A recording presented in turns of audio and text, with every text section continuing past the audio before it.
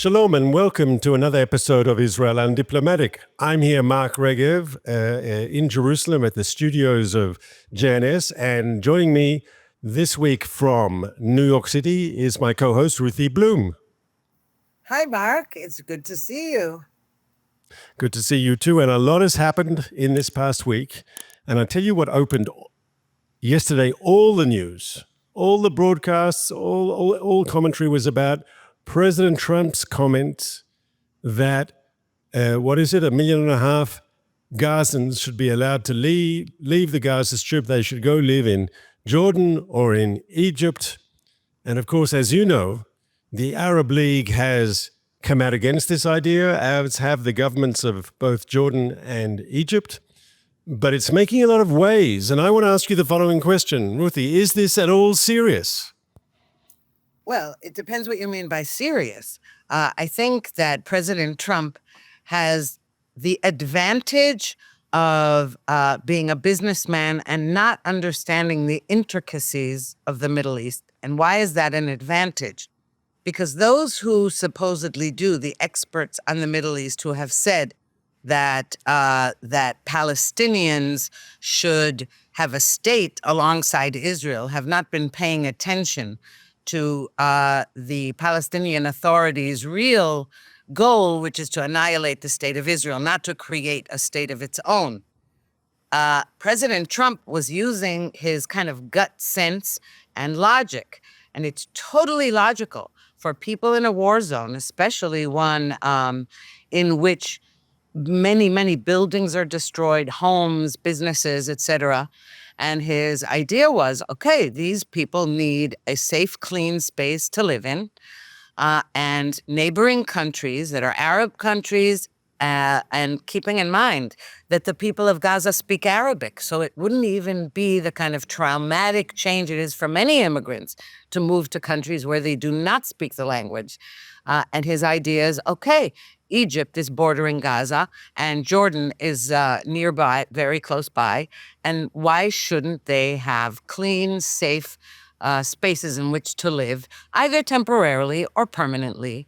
There's nothing wrong with it. It's just that when any Israeli dares to say that, he's accused of wanting to forcibly transfer Palestinians, to make the area rid of Palestinians. First of all, they're not Palestinians. They're Arabs who reside in Gaza and in Judea and Samaria. The ones in Gaza are the ones he's suggesting, and that's because their homes are destroyed. So I want to take issue with some of the things you've said, and I apologize.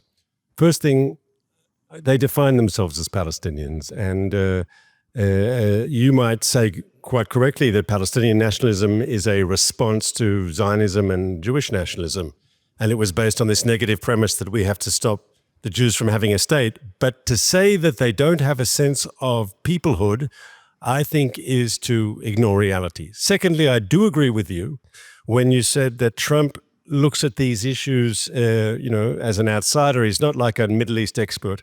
He actually said something very interesting the day before, when he said that, Gaza should be an amazing success story. He said it's on the beach, it's got a great climate, almost as if that there's no reason Gaza shouldn't be like Abu Dhabi. Yes, it should be this tourist mecca with a growing economy. And he's right, of course. It's the politics that prevents Gaza from being a success story. But on the final issue, and the most important issue, the real tragedy here is no one's talking about forcibly moving the people of Gaza off their land. People are talking about giving them the option to leave. Now, we've had a civil war in Syria over the last decade, yes, and literally millions of Syrians have left their homeland to get out of the line of fire. There are refugee camps in northern Jordan. There are refugee camps in southern Turkey. Syrian to escape the bloodshed have gone to Europe, to America, to Australia, to Canada. And everyone says that's a good thing. For people to save their lives, they should be able to leave. No one's forcing them to leave, but people who want to leave a war zone and live in peace and have a better future for their families. It's the most normal thing. And yet when it comes to Gazans, this is somehow the rule that applies to everyone else doesn't apply. And we know the history, because part of Palestinian nationalism is the so-called Nakba, the catastrophe, where they were supposedly forced off their land in 1948, yes, and so forth. And of course, it's all Israel's fault. They have no obligation to look at history in a correct way and actually look at what were the roots of Palestinian dispossession then in those years. But I think this is an example where the Palestinian issue defies the normal logic of international norms. It's normal for people to want to flee an area of conflict, but when Palestinians want to do it, somehow we have to be against it. Okay, so first of all, when you say that, first of all, I take issue with you that you say it's their land. Actually, it's our land, but that's another discussion, okay?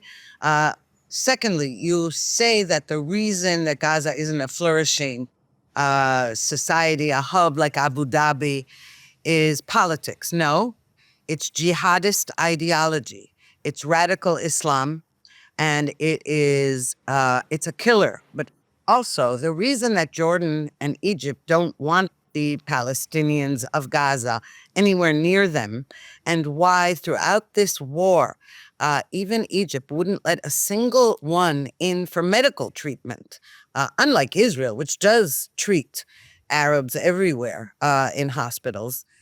The reason is that in Egypt, they're afraid of Hamas because in Egypt, the Muslim Brotherhood is banned. And in Jordan, there are many, many Palestinians. In fact, Jordan actually is Palestine, but the king of Jordan doesn't want to be overthrown by Palestinians, and he treats them as second-class citizens. Nobody takes issue with that. Everything is always Israel's fault, which brings us to anti-Semitism. When there's a double standard, that's what it is. It's anti-Semitism. Now, the fact that Gaza also could have been flourishing, there have been places in Gaza that were flourishing, along the beach, etc., and there were restaurants and shopping malls, etc. But here's the thing. Every Gazan could have had a swimming pool and a tennis court and live in a villa, given the billions of dollars, euros, and shekels that have been poured into Gaza over the years for what they call reconstruction.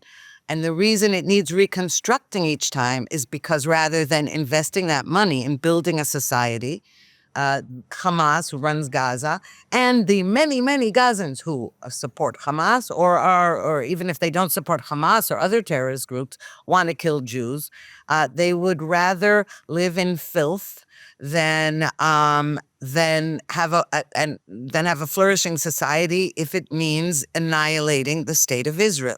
And we saw on October 7th, 2023, that they intend to do that.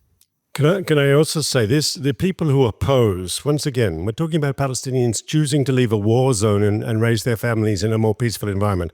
And how can you be against that? Well, of course, Palestinian nationalists, Palestinian and other Arab nationalists oppose it because they see it as some sort of victory to the Israelis. And basically they're saying the Palestinian cause is more important than Palestinians themselves. And there's so much hypocrisy involved here. Hypocrisy at the expense of human beings. And I want to give you an example. When I was working with the Israeli government, there were always examples of someone who would ring up from a news organization, can we get our people out of Gaza? Can you help? And Israel would try to help. Or you get in some embassy, a European embassy would say, well, these Palestinians and they've got family in our country. Do what you can to get them out. Or someone from the business community would say, we've got some people of ours in Gaza, we want to get them out. And Israel would always facilitate that. And so what basically saying is people with protectia, I don't know how do you say that in English, but people with connections or people who have got money, they can leave Gaza. It's only the poor people who need to stay. And it's a double standard. It's a form of oppressing the people because you get your own brother and sister out. I'll use all my connections with Israel to get my family out or my friends out or my business partner out, but everyone I don't know, they can stay there and suffer. And you know what it reminds me of? I mean, during the period of the British Mandate, the leaders of the Palestinian National Movement, they were against Jews selling land to Palestinians, and they petitioned the British government saying, it should be illegal for Palestinian landowners to sell their land to the Jews. so the Jews could create communities and grow the country and so forth, and settle in refugees from Europe and so forth.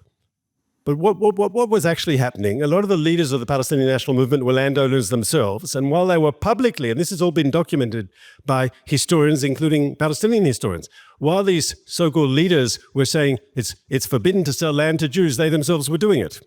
And so it's the same today. The same Palestinian leaders who stand up and say it's forbidden for Palestinians to leave Gaza. They have to stay there, stay on the land, fight the Israelis, don't give up. They're actually getting their children, their brothers, their sisters, their family connections. They're doing everything to get their people out.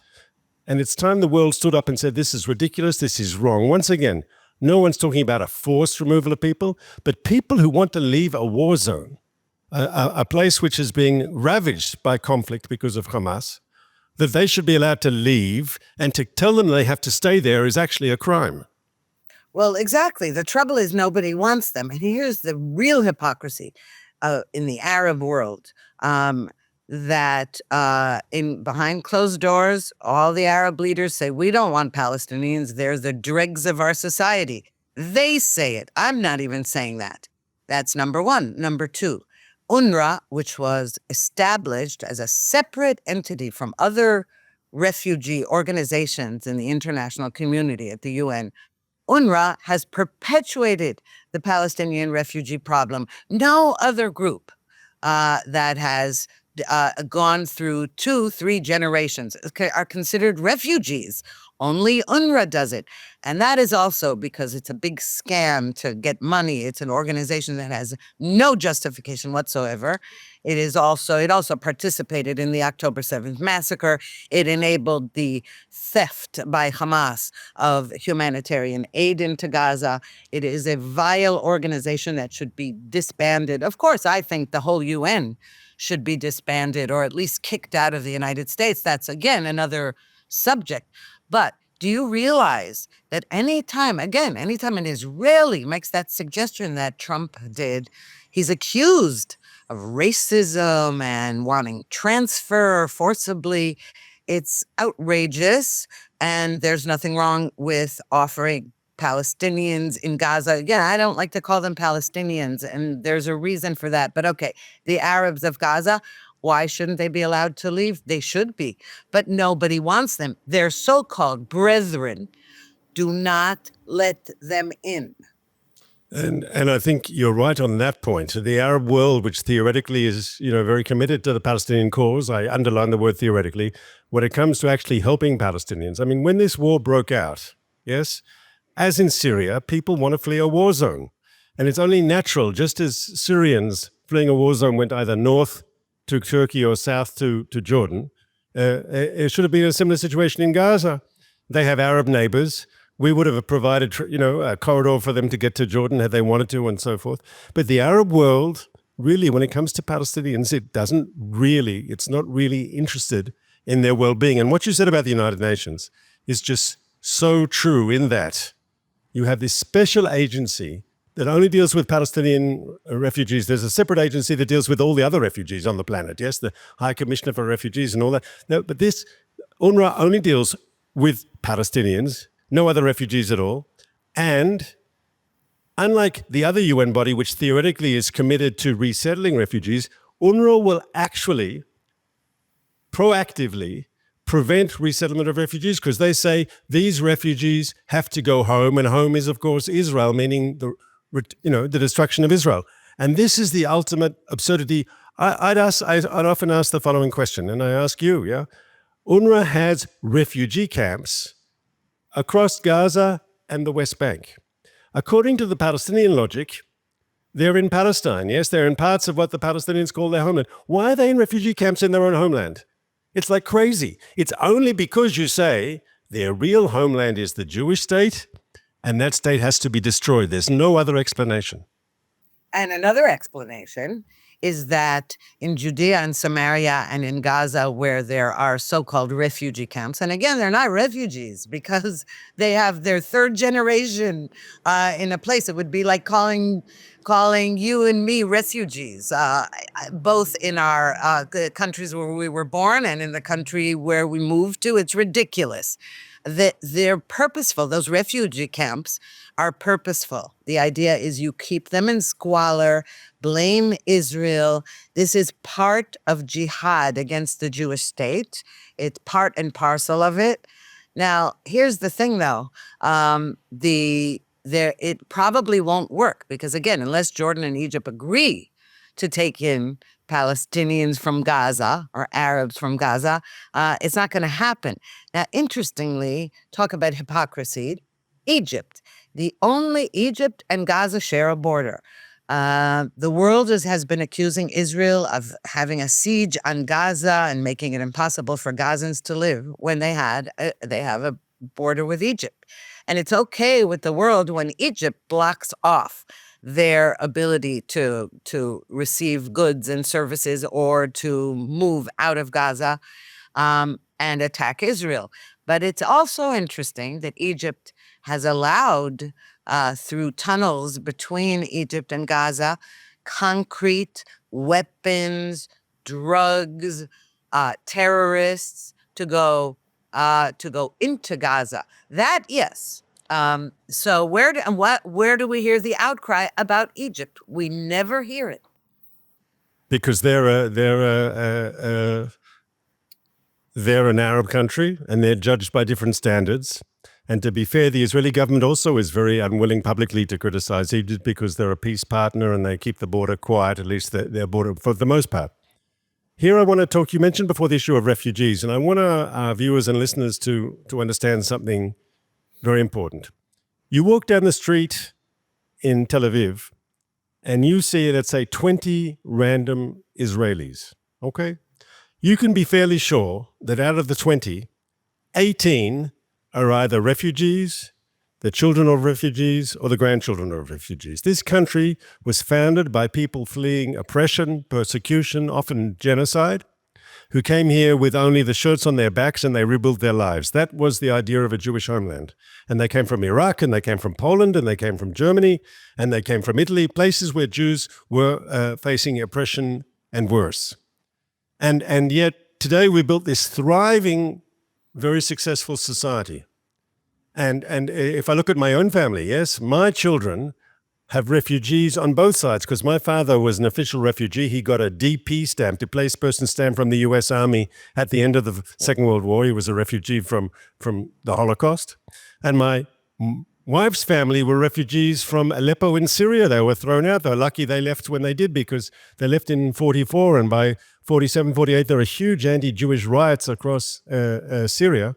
And once again, they're lucky they reached mandatory Palestine before it was too late. And so my children, refugees on both sides, both sets of grandparents, and yet they live in a free, open society. And that the Palestinians have not been allowed to rebuild their lives, to resettle, to reestablish, normality. That the refugee issue by the United Nations through UNRWA has been kept alive deliberately as a political weapon against Israel. I think it's a stain upon the international community. It's a stain on the United Nations. That's true. But it's not just that they haven't been allowed to. Their society raises all the children on the idea that jihad for Allah against the Jews is something you strive for, and martyrdom in the process of killing Jews is a high honor. They glorify that. Now, children who are born into such a culture, they grow up worshiping that culture of death. So until that changes, there is no hope for these people. There is no hope for, the Gazans they're angry at Hamas for having put them in this situation where they're cannon fodder, and Hamas loves to use the civilians, quote unquote, in Gaza as cannon fodder and then blame Israel for it. But the fact is that even in Judea and Samaria, if elections were held today, Hamas would have win an overwhelming victory, because the ideology is there, the radical Islamist ideology. Now, this is what brings me back to what I said about President Trump. In theory, he understands about that, but in practice, he doesn't. And that's a good thing in a way, because as I said, the experts who do understand about jihad, many of them still insist that the problem is that there's no two-state solution. Now, we know that the Abraham Accords countries don't buy that. And how do we know that? Because they signed the Abraham Accords and said, basically, the path to peace with Israel does not pass through a Palestinian state. That's the biggest lie. It's perpetuated. And by the way, the Democratic Party in the United States continues to perpetuate that lie. It's a myth. It's a fantasy. Israel has tried it many times. Israel has withdrawn from territory. Israel has done everything it can to have peace and quiet. But until the people of Gaza and Judea and Samaria, until they make their peace, their own peace with the existence of the state of Israel, there is no hope for peace with them. Can I, first of all, you're trying to turn this into a partisan political issue in the United States. I'd remind you It is. that Republican presidents from George H.W. Bush, George W. Bush, and Donald Trump himself have all talked about Palestinian statehood. And to say that the idea of a two-state solution is only on one side of the political divide in America, I think is incorrect. Once again, Trump's dream of the century talked about a Palestinian state. True, he incorporated correctly into his program many of Israel's security concerns and other concerns, but it nevertheless talked about a sovereign Palestinian state. Correct or not correct, Ruthie?